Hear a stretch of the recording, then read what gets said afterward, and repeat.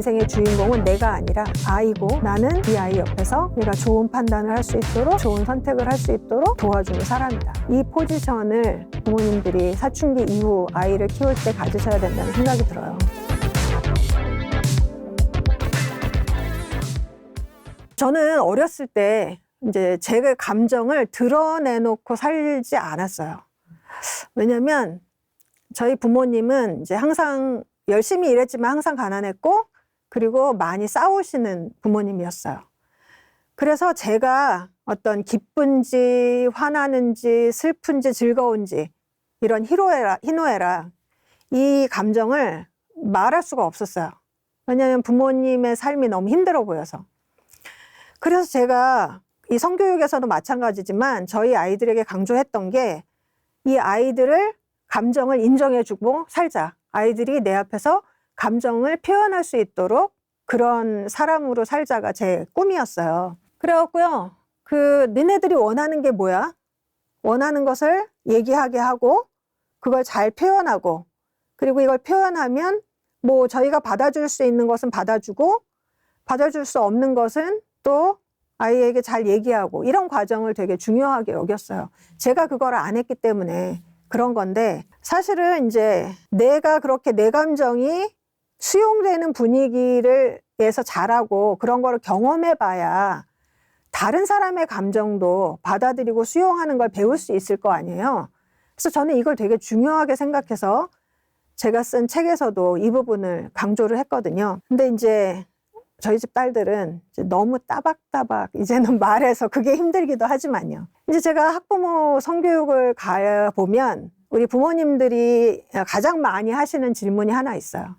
어떤 걸까요? 목사님 같으면 뭘 질문하고 싶으세요? 얘네들이랑 과연 그런 이야기를 할 수 있을까? 맞아요, 맞아요. 네네. 그거예요. 부모님들도 성교육이 중요하다는 건 아세요. 근데 어떻게 이 대화를 꺼내야 될지 모르겠다가 가장 많이 하시는 질문이에요. 근데 이제 성교육이 중요한 건 알겠는데 나는 방법을 몰라서 못하겠다, 이 말씀이죠. 어느 날 갑자기 아이들은 막 불러 앉혀놓고, 자 얘들아, 지금부터 엄마가 아빠가 너희랑 성에 대해 얘기할 거야. 똑바로 앉아.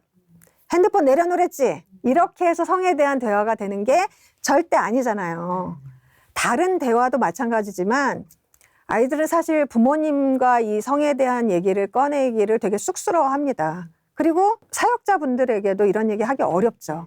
사실 꺼내기 어려운 주제인 거는 맞는데요. 제가 이 부분에서 부모님들께 하고 싶은 얘기가 이거예요. 아이와 무슨 주제에 대해서 대화하고 싶으면 여러분이 먼저 대화를 나누고 싶은 사람이 되셔야 합니다. 아이고. 그러면 다들 한숨을 쉬시죠. 자, 어떤 사람과 대화를 나누고 싶으신가요? 그러면 막 정답들이 들어와요. 어떤 분과 대화를 나누고 싶으세요? 내 말에 귀를 기울여주는 그런 사람. 거죠. 그리고 아까 말했던 평가하지 않고, 함부로 충고하지 않고, 이런 사람과 대화하고 싶잖아요. 근데 부모님들은 지금 자식에게 그러고 있느냐. 저도 엄마로 살지만 그러고 있지 않을 때가 많잖아요. 특히 이제 엄마는 일정 체크하고, 어디 갔다 왔냐, 가라, 먹었냐, 먹어라, 이런 스케줄 관리하는 사람으로 살지, 그래서 대화를 나누고자 하는 그런 식으로 엄마로 있게 되지 않잖아요. 일상이 이렇게 돌아가니까. 그래서 대화를 나누고 싶은 사람이 되어야 한다라고 얘기를 하면 이제 부모님들 표정이 되게 어두우십니다. 저는 이제 아이가 사춘기 이후가 되면요, 아이를 어떤 정말 아이로만 보지 말고 나랑 같이 이 시대를 살아가는 동료 인간으로 여겨줘야 된다는 생각이 들어요. 그럼 동료 인간이면 어떻게 해야 돼요? 존중하고, 그냥 예전에는 시키면 하는 존재가 아니라 어떻게 하면 너 인생을 가장 아름답게 꽃피워갈 수 있겠니? 나랑 상의하렴. 이 태도로 이제 아이랑 대화를 하시면 좋겠다. 그래서 그냥 동료 인간이니까 아이 옆에서 괜찮은 사람으로 계속 머물러 주면 됩니다. 아이가 밖에서 힘든 일이 있을 때 괜찮은 사람, 어른이 있으면 와서 얘기할 수 있잖아요. 그런 사람 정도로 하면 저는 딱 좋다는 생각이 들어요. 근데 이제 뭐 중학교 때도 고등학교 때도 심지어 대학 가고 취업해서도 계속 아이의 이제 일거수일투족이 돼서 해주시는 부모들이 있잖아요. 뭐 그걸 말하는 뭐 신조어도 있잖아요. 헬리콥터 맘이라고. 저는 그건 이제 아이가 이제 성인으로 성장할 수 있도록 길을 열어주는 게 아니라 오히려 이제 아이로만 존재하기를 바라는 거 아닌가? 이런 생각이 들어요. 그래서 그런 대화를 나누고픈 어른이 되어주자. 이게 제가 이제 먼저 하고 싶었던 얘기고요. 많은 부모님이 이제 자기 아이한테 우리는 성교육을 따로 시키지 않았는데 어떡하죠? 이런 걱정을 막 하세요. 근데 사실 거의 모든 부모님들이요, 아이와 성교육을 이미 시작하신 거예요. 어떤 거냐면 이런 거예요. 아기가 이제 아기였을 때 이렇게 목욕시켜 놓고 막 잘 닦아 놓고 그러면 너무 예쁘잖아요. 그러면 그때 모든 부모가 다 이렇게 얘기합니다. 아이고, 이렇게 예쁜 우리 아기 어디서 왔나. 이런 복덩어리가 우리 집에 왔구나. 너는 정말 귀하다. 하나님이 주신 선물이야. 이런 얘기로 굉장한 축복의 말로 아이를 이제 폭풍 샤워를 시키잖아요. 성교육의 시작이 여기 있어요. 존재에 대한 긍정. 제가 그 단어 굉장히 좋아하거든요. 존재에 대한 긍정. 아이의 존재를 긍정해주고 무조건 긍정해줬죠. 그때는. 그리고 물고 빨고 이렇게 하셨을 텐데 거기서 이제 성교육이 시작된 거예요. 아까도 말씀드린 것처럼 나를 제대로 알고 사랑하자가 제가 얘기하는 성교육의 첫 번째 테마예요. 부모님이 이미 그거를 시작하셨어요. 그러니까 겁내지 않으셔도 됩니다. 그때 그 마음이 이제 아이가 점점 자라면서 좀 사라지죠. 그리고 학교 성적이라는 어떤 걸 가지면 더 사라져요. 그때의 예쁜 마음이. 근데 부모님이 그때 이 아이의 존재를 긍정해 줬던 걸 지금 사춘기의 아이에게도 할 수 있잖아요. 너는 이대로 괜찮아. 성적? 뭐 성적이 너 인생의 전부를 지배하진 않아. 그리고 실제로 공부 잘해가지고 사회에 공헌하는 사람들도 있지만 지금 사회를 떠들썩하게 어렵게 만드는 건 공부 잘했던 사람들이 많아요. 그래서 너는 이대로 괜찮고 너는 다른 재능이 있어. 이런 얘기를 해주는 게 이제 저는 성교육의 시작이라고 얘기를 합니다. 그 밖에 이제 성에 대해서 아이와 얘기할 수 있는 계기는 정말 많아요. 가령 예를 들어서 TV 드라마를 같이 보고 있는데 이제 남녀가 서로 애정을 표현하는 그런 씬이 나와요. 그러면 그때 아이들과 얘기할 수 있죠. 저 남자의 저런 행동은 사실 여자가 정말 원하는 걸까? 뭐 이런 얘기도 할 수 있고. 근데 예전에는 남자가 힘을 이용해서 여자를 제압하는 걸 사랑이라는 이름으로 드라마에서 그렸지만 지금 만약에 그런 드라마가 그려지면 난리가 나죠. 사람들의 감수성이 바뀐 거거든요. 그래서 그런 드라마를 볼 때도 계기가 될 수 있고, 또 하나 아이에게 뭐 좋아하는 이성 연예인이 생겼거나 아니면 뭐 이성 친구 중에 호감 가는 사람이 생겼거나 그러면 엄마 아빠는 뭐 어떻게 서로 사랑하게 되었는지 이런 얘기도 할 수 있고요.